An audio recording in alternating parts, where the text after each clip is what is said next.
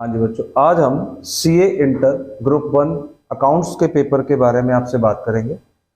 जैसा कि कल से हमारे एग्जाम शुरू हो रहे हैं और अकाउंट्स की तैयारी हमने ऑलमोस्ट कंप्लीट कर ली है, लेकिन तैयारी करने के बाद भी अकाउंट्स के पेपर को लेके एक हमेशा पैनिक सिचुएशन बनी रहती है कि पेपर तो आता है, कहीं छूट ना जाए।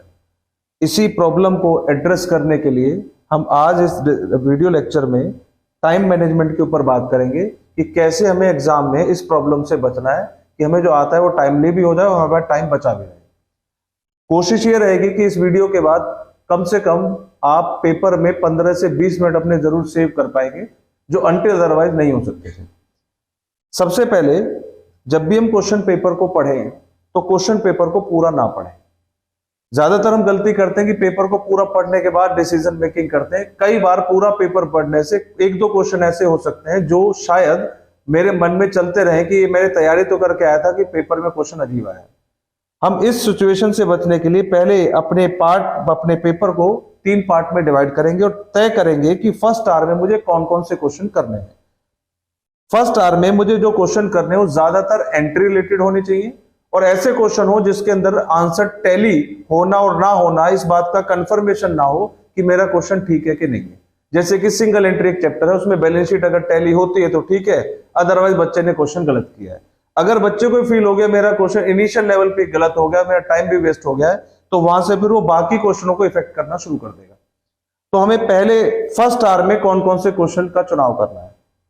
जैसे चैप्टर हो गया आपका प्री एंड पोस्ट, तो इसमें आपको स्टेटमेंट बनानी है और खर्चों को बाइफरकेट करना है, इनकम को आपको ग्रुप में डिवाइड करना है मंथ्स के बेसिस पे, टाइम रेशियो के बेसिस पे। तो इसमें आंसर का सही और गलत होना बच्चे को नहीं पता होता है। दूसरी बात है bonus and right issue, completely balance sheet बनाना, और आप कह सकते हैं एंट्री वाइज क्वेश्चन है। अब ये वो वाली बैलेंस शीट नहीं है जो आपसे टैली नहीं होगी। तीसरा है redemption of preference share, redemption of debenture और इंश्योरेंस क्लेम। ये वो चैप्टर है जिसपे बच्चों की अच्छी खासी प्रैक्टिस होती है और इसके अंदर भी टैली होना ना होना ये बच्चे को नहीं पता है। अगर हम ये क्वेश्चन फर्स्ट आवर में लेते हैं तो हम दो चीजों से बच जाएंगे कि हमारा आंसर टैली नहीं हो रहा है और दूसरा ये पेपर में क्वेश्चन 8 to 10 मार्क्स के आते हैं। हमारा जो प्राइम कंसिडरेशन होगा फर्स्ट आवर में वो होगा कि हम कम से कम 40 मार्क्स का पेपर अच्छे से कर पाए और 40 मार्क्स हमारे 4 to 5 क्वेश्चंस में कवर हो जाते हैं।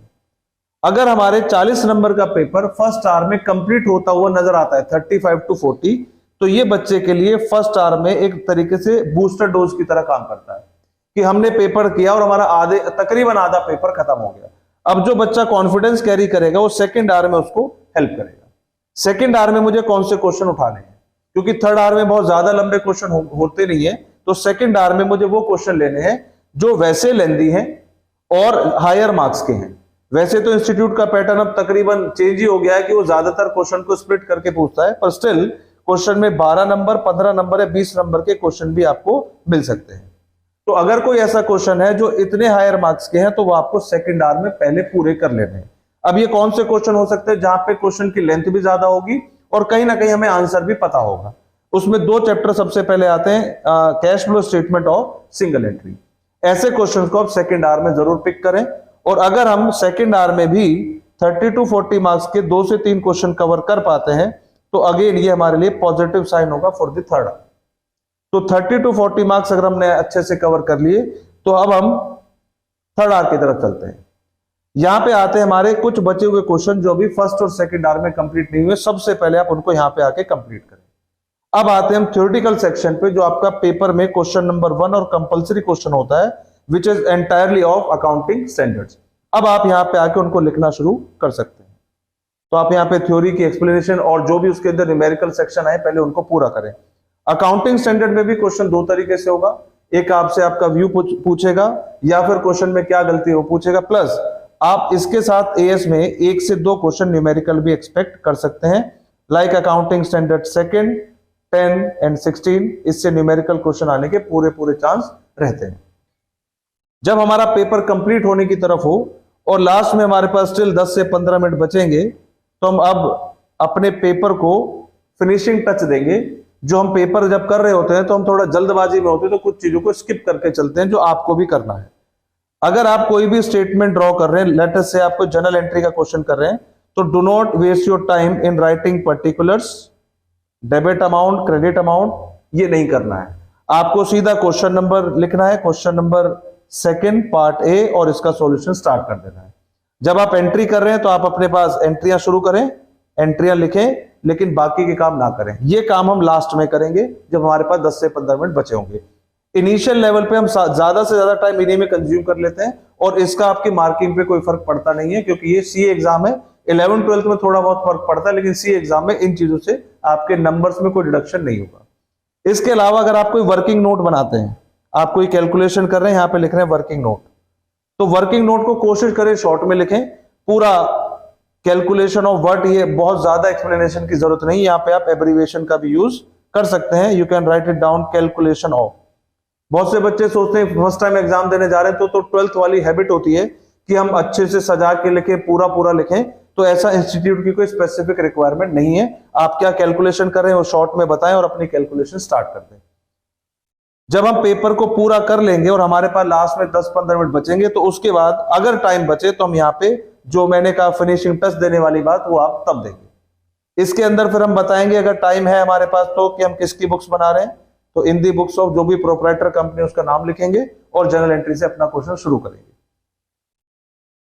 पेपर में एक ऐसी सिचुएशन हमारे सामने आ सकती है कि हम एक चैप्टर की बहुत अच्छे से प्रैक्टिस करके आए हैं, और जिस ट्रैप में ज्यादातर बच्चे फंस जाते हैं, मान लीजिए हमने कहा कि बच्चों ने प्री पोस्ट की बहुत अच्छे से प्रैक्टिस की हुई है और ये क्वेश्चन हम गलती नहीं करेंगे।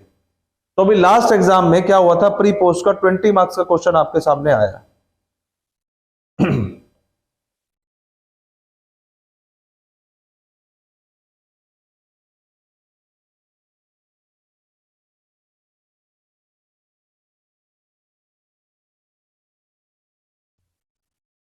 ये हमारे पास क्वेश्चन नंबर 4 ऑफ 20 मार्क्स।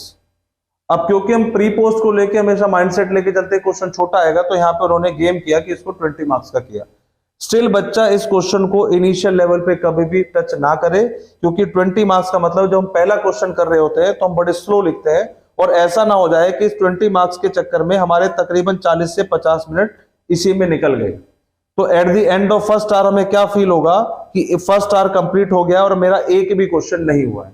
तो ऐसी सिचुएशन से हमें बचना है। मेरे यहाँ पे प्री पोस्ट लिखने का बिल्कुल भी मतलब नहीं कि प्री पोस्ट ही करना है। मैंने यहाँ पे लिखा है स्मॉल मार्क्स क्वेश्चन, मतलब जो बिल्कुल 8 नंबर और 10 नंबर के और जिसकी प्रैक्टिस हमें ज्यादा है, और हम एक क्वेश्चन पे 10 से 15 मिनट से ज्यादा नहीं स्पेंड करेंगे। हमें उन क्वेश्चनों का सिलेक्शन करना है फॉर द फर्स्ट आवर। अगर हम ऐसा करते हैं तो 15 मिनट के हिसाब से मैक्सिमम भी ले और हम 4 क्वेश्चन को भी सिलेक्ट करें, तो भी हमारा जो टारगेट है 40 मार्क्स का वो पूरा होता है। नेक्स्ट में बात करें तो हमने जैसे कहा कि यहाँ पे 4 क्वेश्चन करने हैं। सेकंड आवर में अगर हम बड़े 3 क्वेश्चन भी कर पाए तो हमारा टारगेट अगेन 60 to 70 वाला यहाँ पे भी अचीव हो जाता है। फर्स्ट क्वेश्चन जैसे हमने कहा था कंपलसरी वाला क्वेश्चन हम कब करेंगे, थर्ड आवर में, वो अगेन 20 मार्क्स का होता है। तो यहाँ पे भी हमारे 20 मार्क्स कवर होते नजर आते हैं। अब जब हम पेपर में बैठे होते हैं तो थोड़ा सा जजमेंटल रहते हैं पेपर को लेके कि पेपर मुझे 100 नंबर का आता है कि नहीं। आप अपने एग्जाम को 25-25 करके अगर हम इसको 4 पार्ट में स्प्लिट कर रहे हैं, तो आप सबसे पहले ये सोचे कि मुझे पेपर को समहाउ 80 मार्क्स का बहुत अच्छे से अटेम्प्ट करना है। जब आपके माइंड में ही 80 मार्क्स होगा तो आप कहीं ना कहीं क्वेश्चन को ज्यादा टाइम दे रहे होगे और अच्छे से कंप्लीट कर रहे होगे। तो 100 नंबर की दौड़ नहीं लगाने की मुझे 100 नंबर का पेपर ही पूरा करना है। हम अगर 80 का पेपर कर रहे हैं तो अच्छे से कर पाए, पहले माइंडसेट ये रखना है। हाँ, हम पेपर 100 नंबर का ही करेंगे, लेकिन इनिशियल कभी क्या होता है, क्वेश्चन हमारे पेपर में आए तो मुझे नहीं आता है, तो उसको अपने ऊपर हावी नहीं होने देना है। आपको ये ध्यान रखना है, कोई बात नहीं, एक नहीं आता है तो अभी भी 80 नंबर का पेपर मेरे पास है। आपके एग्जाम में 6 क्वेश्चन होंगे और 20 मार्क्स ईच, तो यू हैव 120 मार्क्स। 120 में से इंस्टीट्यूट कहता है 20 मार्क्स का क्वेश्चन आप स्किप कर सकते हैं, मतलब एक क्वेश्चन आप छोड़ सकते हैं। मैं कह रहा हूं अगर मान लीजिए आप एक क्वेश्चन और छोड़ सकते हैं तो अभी भी मेरे पास 80 नंबर लेने के लिए है। जब मेरा 80 नंबर का पेपर पूरा हो जाए और मेरे पास टाइम बचा है, तब मैं इन बाकी के 20 के बारे में सोचूंगा। तो पैनिक सिचुएशन से बचने का जो तरीका है वो ये है कि आप अपने पेपर को 3 पार्ट में डिवाइड कर लें। अकाउंट्स में ज्यादातर बच्चों का एक कंसर्न रहता है, तैयारी तो कर लिए लेकिन पेपर आते हुए छूट गया। वो नहीं छूटेगा अगर आप इन छोटी छोटी चीजों को फॉलो करोगे। और पेपर के अंदर डूज एंड डोंट्स क्या है उसकी वीडियो चैनल पे अपलोड हो चुकी है, आप उस वीडियो को जाके देखें कि हमें पेपर में किन छोटी छोटी गलतियों से बचना है। ये जो हमने डिस्कशन किया है स्पेसिफिकली टाइम मैनेजमेंट को लेके है, और इसके अंदर बच्चे इन छोटी छोटी चीजों से अपना टाइम बचा सकते हैं।